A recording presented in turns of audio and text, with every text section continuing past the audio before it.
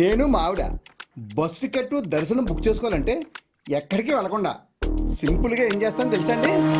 ఏం చేస్తారు? ఎన్టీఆర్ వైద్య సేవ కార్డు ఉందా అని నన్ను అడిగారండి. నేను ఏం చేస్తానో తెలుసా? హాయ్ చెప్తాను. ప్రపంచంలో ఎక్కడా లేని విధంగా ఆంధ్రప్రదేశ్ ప్రభుత్వం మనమిత్ర వాట్సాప్ గవర్నెన్స్ విధానాన్ని తీసుకొచ్చింది. మీరు ఏ పనిలో ఉన్నా, మీకు ప్రభుత్వంలో ఏ సేవ కావాలన్నా వాట్సాప్ లో 9552300009 నంబర్ కి హాయ్ అని పెట్టండి. కావాల్సిన ఆప్షన్ ని సెలెక్ట్ చేసుకోండి. ఇక హాయిగా మీ పనులు చేసుకోండి. ప్రజల చేతిలోనే ప్రభుత్వం, ప్రజల చేతిలోనే పాలన. ఇది ప్రజా ప్రభుత్వం. అయితే చేద్దాం సార్. ఎలా ఉండేవాళ్ళు సార్ తేజస్విని అలాగే వెంకటేశ్వర్లు వాళ్ళు ఎలా ఉండేది? వాళ్ళ పరిస్థితి ఎలా ఉండేది? కుటుంబ నేపథ్యం ఎలా ఉండేది? బాగానే ఉంటారండి. జనరల్గా అప్పుడప్పుడు భార్య భర్తలు అన్నా గొడవలు అవుతూ ఉంటాయి కదా, అట్లాగే వాళ్ళకి ఎప్పుడు ఏదో ఒకటి గొడవలు అవుతూ ఉండే. ఆ గొడవల్లో అమ్మాయి కొంచెం డిఫరెంట్గా ఉండేది.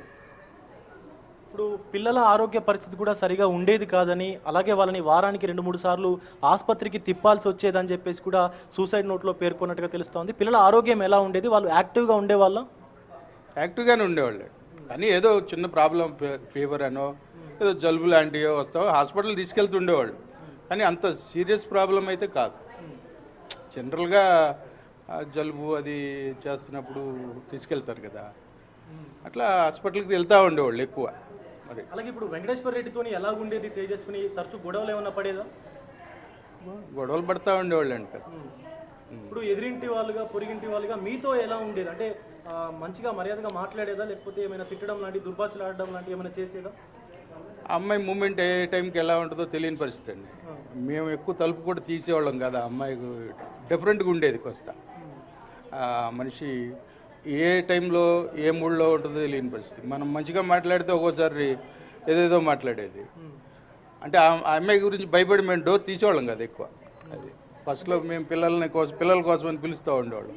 ఈ అమ్మాయి పరిస్థితిని చూసి మేము అసలు డోర్ తీయడమే మానేసాం, ఏదో మా పని బయటకు వెళ్తే అట్లా. ఇప్పుడు ఘటన జరిగినటువంటి సందర్భంలో మీరు ఇక్కడే ఇంట్లో ఉన్నారా? ఆ ఇంట్లోనే ఉన్నాం, కానీ మాకేమి ఎలాంటి శబ్దాలు లాంటివి ఏమి వినిపించలేదండి. నేను మామూలుగా ఇట్లా కళ్ళల్లో ఐ డ్రాప్స్ చేసుకుని ఈ సోఫాలోనే అలా కూర్చుని ఉన్నా, పడుకుని ఇట్లా. ఈ ఏం బయట పబ్లిక్ గోల్గా ఉందని డోర్ తీసేటప్పటికి అంత చాలామంది ఉన్నారు. అప్పటికే ఏంటి విషయం అనేటప్పటికి ఇట్లా జరిగింది అనేటప్పటికి లోపలికి వెళ్ళి చూశారు మన వాళ్ళంతా. అది బాబుని అప్పటికే ఎంత బ్లడ్. అదే పెద్ద బాబుని అప్పటికే చంపేసి చిన్న బాబు కొంత కొన ఊపిరితో ఉన్నట్టుగా తెలిసింది. అప్పటికే ఆసుపత్రికి కూడా తరలించారు. అవునండి, అవును. మా ఫ్లాట్లో ఉన్న వాళ్ళే దుప్పట్లో పట్టుకుని హాస్పిటల్ తీసుకెళ్లారు. అంబులెన్స్ వచ్చింది, హాస్పిటల్ తీసుకెళ్లారు. అమ్మ ఎలా ఉండేది తేజస్విని? మీతో అంతా కలివిడిగా మాట్లాడేదా, నార్మల్గానే బిహేవ్ చేసేదా? అదే అంకుల్ చెప్పినట్టు ఒక టైంలో ఒక రకంగా ఉంటుంది. ఇక అందుకని ఆ అమ్మాయి బిహేవియర్ మాకు నచ్చక మేము అసలు మాట్లాడేవాళ్ళం కాదు, వాళ్ళ వైపు కూడా చూసేవాళ్ళం కాదు. బయటకు వెళ్తే మేము బయటకు వెళ్తాం, మళ్ళీ లోపలికి రావటం వరకు. ఇప్పుడు వాళ్ళ కుటుంబంతో నార్మల్ అంటే వాళ్ళ ఆయన మీద ఎప్పుడు గొడవాడుతూనే ఉండేది. ఆ అబ్బాయిని బాగా గొడవాడేది ఎప్పుడు.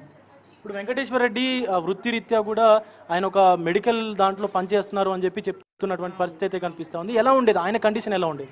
ఆ అబ్బాయి చాలా మంచోడు, చాలా మంచోడు. ఒకళ్ళు ఊసి తీసేవాడు కాదు, ఒకళ్ళ జోలికి వచ్చేవాడు కాదు. మనం మాట్లాడిస్తేనే మాట్లాడేటోడు అంతే. ఇప్పుడు అంటే ఈవిడ ఎంత చేసినా కూడా ఆయన భరిస్తూ అలాగే భరించాడు, చాలా భరించాడు, చాలా భరించాడు ఆ అమ్మాయిని. ఎందుకంటే ఎదురుగా మేము చూసాం కాబట్టి చాలా భరించాడు. ఇప్పుడు వెంకటేశ్వర రెడ్డి వాళ్ళ తల్లిదండ్రుల నుంచి కానీ ఈవిడకి ఏమైనా ఇబ్బందులకు గురి చేసినటువంటి సందర్భాలు ఏమైనా ఉన్నాయండి? లేదు, అసలు అబ్బాయి పేరెంట్స్ మేము ఎప్పుడు చూడలేదు. అమ్మాయి పేరెంట్స్ మాత్రం ఎప్పుడు వస్తూనే ఉంటారు. వాళ్ళ అమ్మ మొన్నటి వరకు ఇక్కడే ఉంది. ఈ అమ్మాయికి కొంచెం ఇట్లా మెంటల్గా ఉంటుందని చెప్పి తోడు ఉంది. ఈ మధ్య వెళ్ళింది ఇంటికి.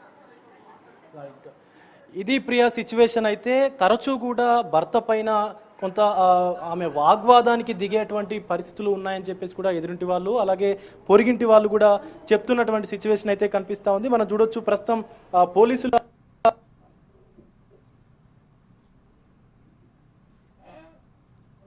నిన్న మొన్నటి వరకు కూడా ఇదే కారిడార్లో ఈరోజు పొద్దున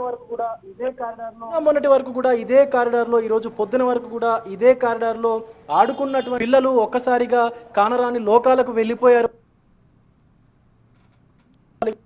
వాళ్ళు ఆడుకున్నటువంటి బాల్స్ కానీ, వాళ్ళు ఆడుకున్నటువంటి క్రికెట్ బ్యాట్ కానీ, వాళ్ళు తిరిగినటువంటి వాళ్ళు వేసుకొని తిరిగినటువంటి ఆ సైకిల్ కానీ, తిరిగినటువంటి ఆ సైకిల్ కానీ అంతా కూడా ఇక్కడే ఉంది. ఈ కారిడార్ మొత్తం కూడా ఈ గట్ల వరకు కూడా చాలా సరదాగా అందరితో కలివిడిగా అంకుల్, ఆంటీ అంటూ, తాతయ్య, అమ్మమ్మ అంటూ కూడా చాలా కలివిడిగా మాట్లాడే వాళ్ళు, చాలా ఆప్యాయంగా అందరిని కూడా Priya. Right Vijay, thanks for the updates.